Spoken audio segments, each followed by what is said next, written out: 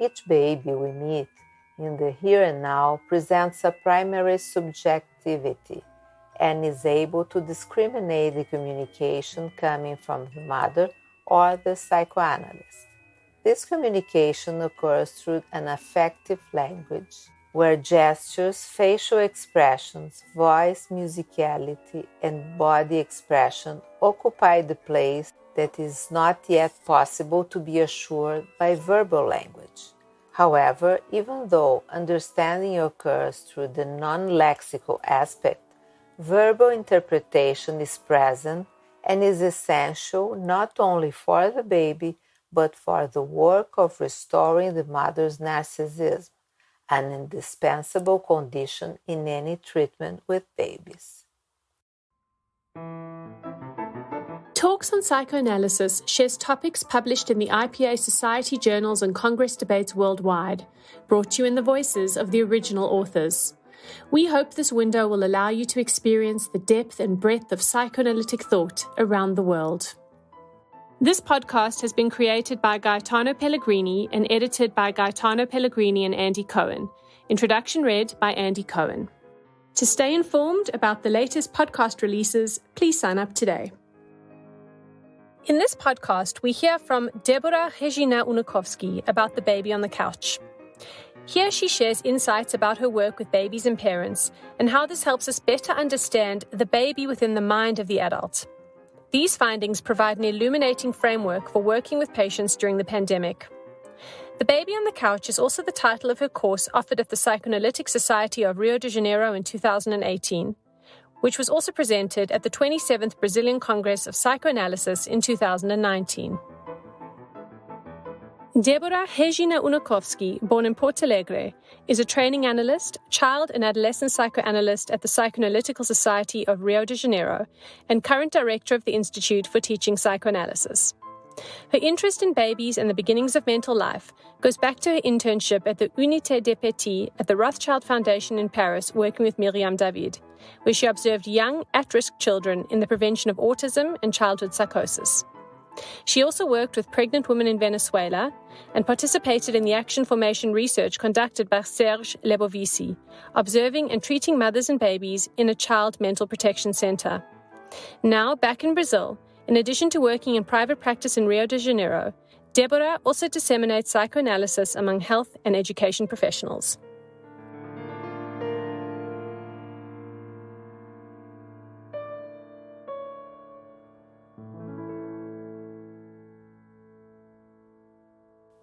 I have long been interested in babies in psychoanalysis. I believe that the roots of emotional difficulties are found very early in life and even in parental fantasies before conception itself. Therefore, the sooner we can help parents and babies, the more malleability we will find to work possible obstacles, undoing the knot of the current difficulty and allowing the life instinct and the force of development to assist us towards psychic change and growth. With psychoanalytical listening, we can work with parental guidance, parent-infant psychotherapy, and even undertake psychoanalytical processes with very small patients, each one of these with their own peculiarities. In order to choose the way we work, it will be necessary to take into account different aspects, such as how was the referral process? What is the urgency? In whom is the greatest suffering concentrated on? What is the availability of the parental couple and each parent to expose their difficulties? Among so many other questions. Those who are able to ask for help and how they present their demand usually define the choice of treatment, which will certainly be the best possible approach. An opportunity to give voice to anxiety, taking into account narcissistic fragility and the ability to think and identify with this child and also with the baby that lives in the adult's mind. Parents seek help, bringing their personal history and fantasies, exposing their ability to communicate and create meaning. The baby will be the central figure, a very sensitive catalyst, capable of evoking memories and feelings with the emotional force of his presence. In general, it is through the body that babies show their suffering and thus awaken their parents to seek help. The analyst will have to welcome, contain, and find the ability to reinforce or even create bonds between the protagonists, taking care of everyone's primitive mental states, including his own. In a much summarized way, we see that in the counseling work, listening will be concentrated to the parent's report, leaving for the analyst to make a space without the baby's physical presence, both for the baby and for the parents, helping mainly in the development of parental functions and identities of either the mother or the father, reinforcing parental narcissism in the consolidation of this couple and this newborn family. On the other hand, in parent-baby psychotherapy, the psychoanalyst's role will be that of a symbolic protector, one who in the presence of the baby will illuminate and interpret unconscious conflicts, linking the past to the present. In this way, helping parents to express emotions in words, favoring narratives, so that they can do the best possible as a father and mother, and thus give up idealizations regarding maternal and paternal functions. Work done keeping the focus on mother-baby, father-baby, and baby couple interactions, also enabling the reduction of parental projections on the child and the reintroduction of the elements already projected, consequently modifying libidinal, aggressive, and narcissistic representations and investments. Furthermore, we have baby psychoanalysis, properly speaking, developed from parent-infant consultations with children aged 0 to 3, but having the baby's psyche as the focus of the work. The little one who suffers communicates his grief through somatic or behavior manifestations, since his capacity for verbal communication is incipient or even absent. Therefore, all non-verbal communications become very important for the understanding of an individual psychopathology. Moreover, even if it appears in the mother-baby dyad, it is clear that two personalities make up this pair and relates to a third object, the analyst, remembering that the analysts work in the presence of the mother or individually with the child over 2 years old. In all the different modalities of working with babies, Bion's contributions are fundamental. He compared the mother-baby relation to the analyst-patient relationship. Through projective identification, both the baby and the mother communicate their suffering, welcomed by the analyst's capacity of reverie. Countertransference constituting the rudder, helping to direct the work of the analyst who uses his bodily sensations, feelings, and reverie to verbalize what is happening at this moment and interpret for the baby in the presence of the mother. Work that continues also with adult patients when we follow the oscillations of mental functioning in the schizoparanoid and depressive positions in contact with the psychotic part and the non-psychotic part of the personality. Each baby we meet in the here and now presents a primary subjectivity and is able to discriminate the communication coming from the mother or the psychoanalyst. This communication occurs through an affective language, where gestures, facial expressions, voice, musicality, and body expression occupy the place that is not yet possible to be assured by verbal language. However, even though understanding occurs through the non-lexical aspect, verbal interpretation is present and is essential not only for the baby, but for the work of restoring the mother's narcissism, an indispensable condition in any treatment with babies. How would that be during pandemic and with online appointments? How could we work with babies, including those babies that inhabit us? Within this scenario and throughout this journey, I have been learning a lot from my patients, and therefore I would like in this podcast to talk about how the baby in each child or adult, and even in the alienist, has become more visible and present, bluntly manifesting himself. Babies and children react strongly to changes in the environment. They are like radars detecting the emotional climate of the environment, especially regarding their parents, and like a sponge absorb anxieties a lot. Therefore, it could not have been different during the COVID-19 pandemic, when the daily routine had to change radically, and the climate of fear of contagion and the threat of death touches all of us, deeply altering all relations greatly. Especially in Brazil, where we used to have a lot of help with household chores, it was especially challenging for parents to take full care of their children and home, in addition to work, which, as it became virtual, increased considerably in the number of working hours.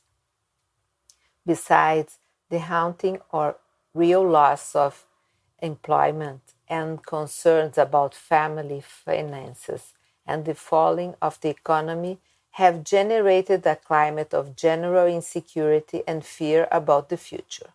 On the one hand, a greater possibility of coexisting between parents and children demonstrated, in addition to the problems, that this new way of life could not only be harmful, but also a way to bring the family closer.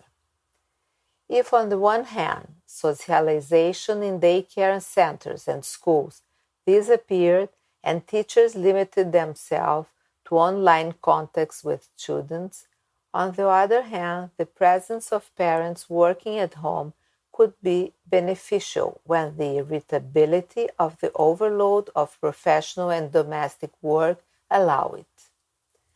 The relation with time and space change, without natural breaks and variations in scenario, back and forth from home to work, with less leisure options and without the commuting time in large cities.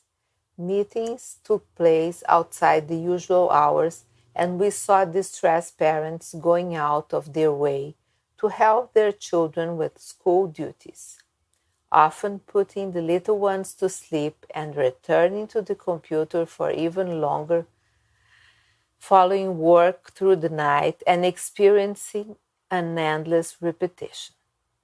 This lack of real pauses in the routine of quarantine times is very reminiscent of the beginning of life, when the mother's total availability to find, together with her baby, the rhythms of sleep and feeding is fundamental.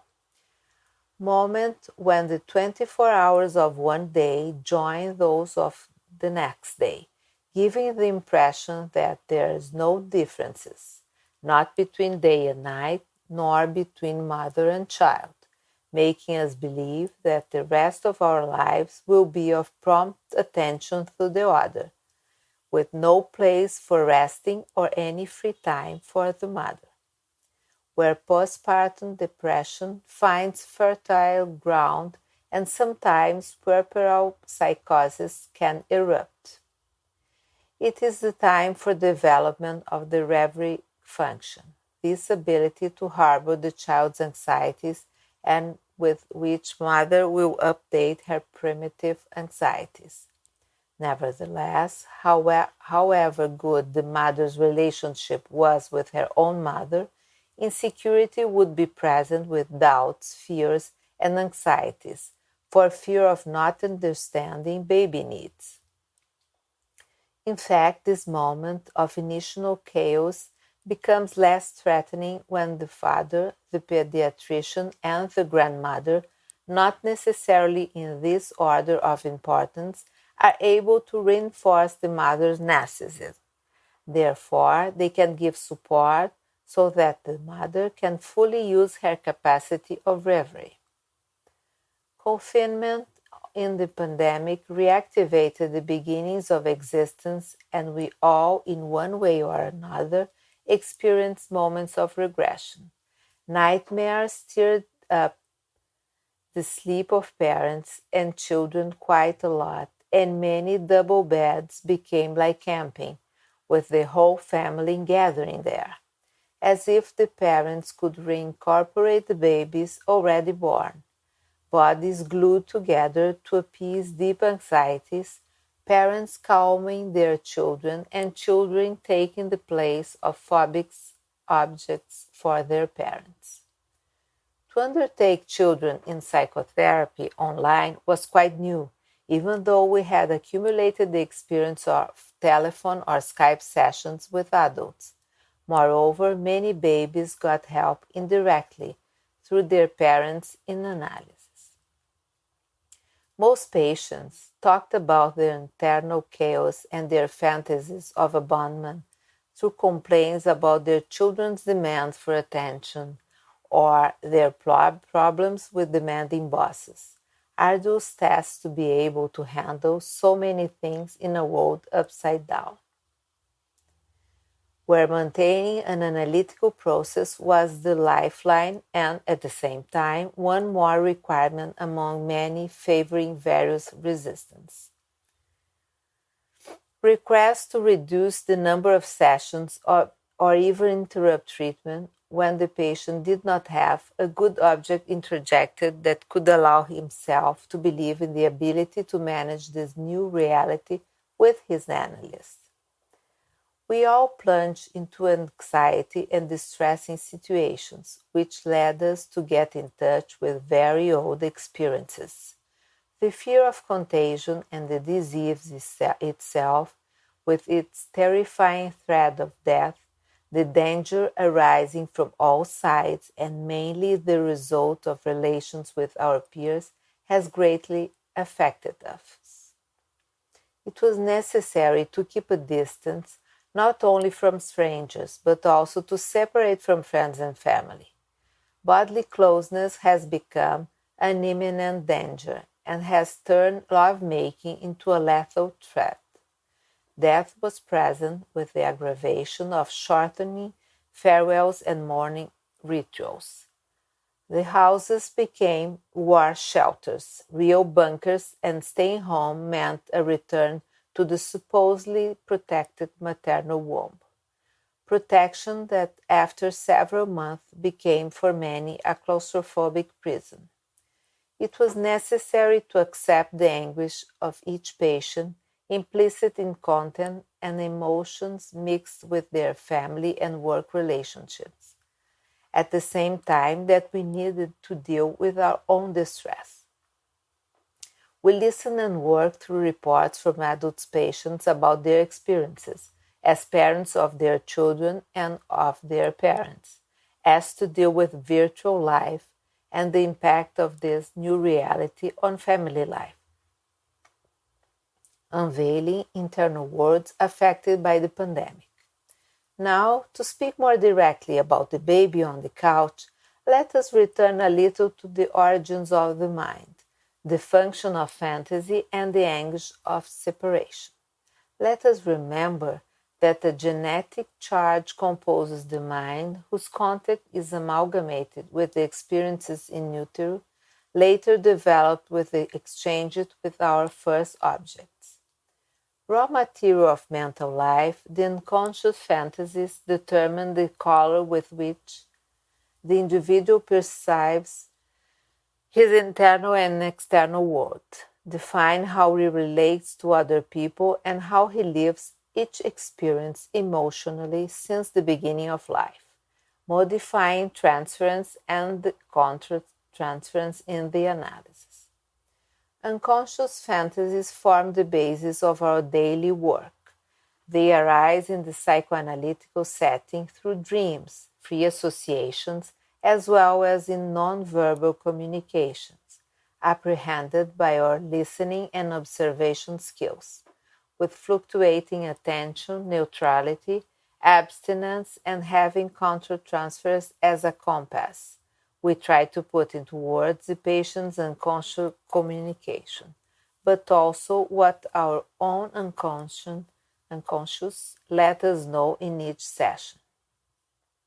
Through the analysis of adults, adolescents, and children, as well as the observation of babies, it was possible to infer unconscious fantasies as a mental expression of somatic experiences and sensations, realizations of libidinal and destructive desires, as well as content of anxieties.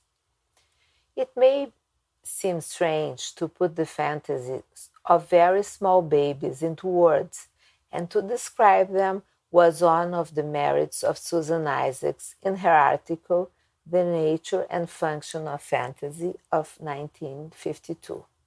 In this test, she exemplified the fantasies of the babies in relation to the desire of the maternal breast, as if he could say, "I want to suck," being able to arrive at an idea of, "I want to eat her all," if the degree of anxiety increased and the desire became very intense.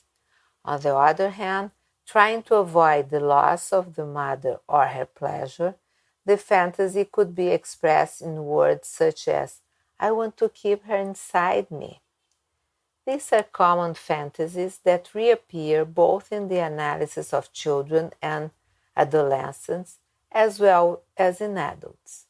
Fantasies often apparently contradictory, but that coexist like in a dream, as well as primitive mental processes which manifest themselves with their omnipotent character.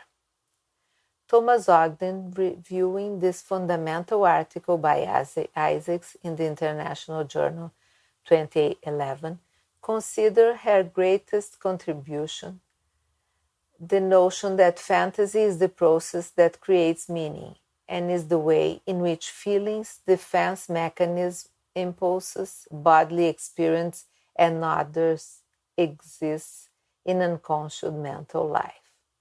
Adding that the transference is a way of fantasizing, a way of thinking for the first time in relation to the analyst, emotional events that could not be thought of when they occurred. Moreover, that the core of fantasy lies in the search for understanding the experience of each human being. In online analysis, fantasies emerged in abundance, and the transfer was vigorous, opening a gap for frightened, complaining babies to appear in adult patients, showing more vulnerability, seeking more arms, but at the same time helping remember nightmares and venturing further into the depths of the unconscious.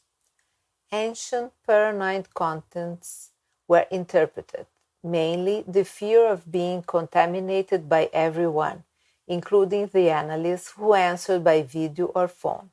On the other hand, many insisted on denying the gravity of the situation, expressing their discontent in not having sessions in the office, as if the analyst was a selfish person who only thought about his well-being. Others showed that they feared being responsible for bringing the plague and the consequent death to parents, family, and friends of the at-risk group, including, of course, the psychoanalysts, and though presented catastrophic fantasies of never again meeting loved ones. There was a reactivation of separation anxieties in the transfers, and in the countertransference, each virtual reunion giving feedback to the patient and not less to the analyst of hope of maintaining a good internal object. The threatening virus remained as the bad object loose in the streets, while the protective home needed to be an ideal one. Then the regression to more archaic modes of operation predominated, revealing claustrophobic anxiety that started to appear in places chosen for the analytical session. Thus, car interiors, building corridors, or locked rooms were the scenery where patients sought more privacy, in a continuous search for a reliable setting as a favorable space of reencounter with the presence of the analyst. Abandonment fantasies manifested themselves in anticipation of the moment to make contact, on the phone call or through other channels like Skype or WhatsApp. Moments when the fear of virtual disconnection was present, as well as of being unable to reestablish contact. Therefore, it was often necessary to confirm schedules, as if with a virtual setting, the patient could disappear in the analyst's mind. Somebody transformed in the patient's unconscious fantasy into someone with a centered ego, who would be very busy looking at his own navel. In addition, the patient's moments of silence could be confused with the flaws in the virtual connection.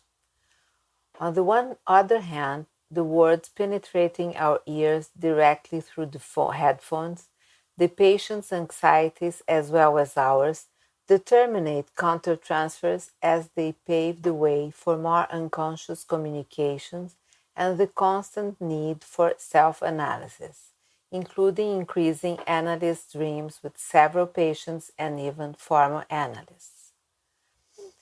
It is notorious how we are able to lend our voice to the baby who lives in the patient, whatever his chronological age is, having access to the baby that exists in us and that appears in a more forceful way as the situations of our external reality become more traumatic. The emergence of visual images followed by metaphors, as exemplified by Born Salomonson at the meeting Visual Images and Metaphors of the Therapists in Parent-Baby Psychotherapy, held in São Paulo in 2016, could help us and keep helping us in understanding patients' fantasies accompanying our reverie function. Moreover, curiosity and voyeurism were sharpened as we entered patients' homes and had them visiting ours, in what we thought was an exceptional moment, but ended up becoming a new routine. Patients would tell us details as to the location chosen to carry out the analysis session, inducing us to imagine rooms, beds, doors, and windows in the external reality and in their minds. I could go on exemplifying the different characteristics and peculiarities of our work as analysts during the pandemic, and how the babies and adults keep appearing in sessions.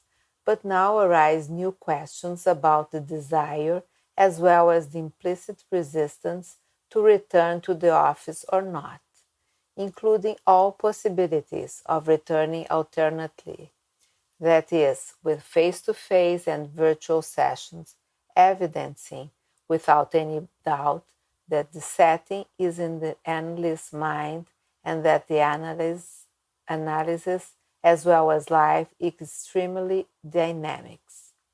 Each day and each session we are face to face with all that is new, and it is precisely the uncertainties that make the love of psychoanalysis an always welcome virus. Thank you.